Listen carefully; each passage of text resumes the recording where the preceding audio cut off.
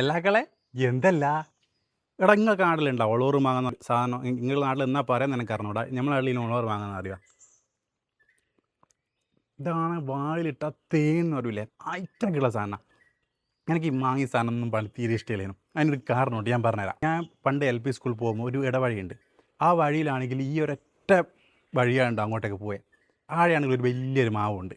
ആടെ ഈ ചണ്ടി മാങ്ങണ്ടി എല്ലാം ഇട്ട് ഫുൾ അലമ്പ് പരിപാടിയാടാ. മീൻസ് വേറെ വൃത്തിയായിട്ടൊന്നുമില്ല. ഈ മാങ്ങയും ചപ്പെല്ലാം വെട്ടി എനിക്ക് തീരെ പിടിക്കില്ല സാധനം. ഞാൻ ഇങ്ങേ അറ്റത്ത് നിന്ന് അങ്ങേ അറ്റത്തേക്ക് ഒരൊറ്റ ഓട്ടമായിരിക്കും. അടുത്ത് കഴിഞ്ഞാൽ ഞാൻ നിൽക്കുകയുള്ളൂ.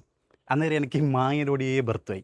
അങ്ങനെ കുറേ കഴിഞ്ഞതിന് ശേഷം ഇപ്പം അടുത്ത് ഇങ്ങനെ വീട്ടിൽ നിന്ന് ഇങ്ങനെ പറയല്ലേ, എനിക്ക് ഈ സാധനത്തിൻ്റെ കൂടി അറപ്പേനും. പക്ഷേ ഈ ഒളോറ് മാങ്ങിക്കെത്തിയ ഒരു സമ്മ എനിക്ക് കാണുന്നു.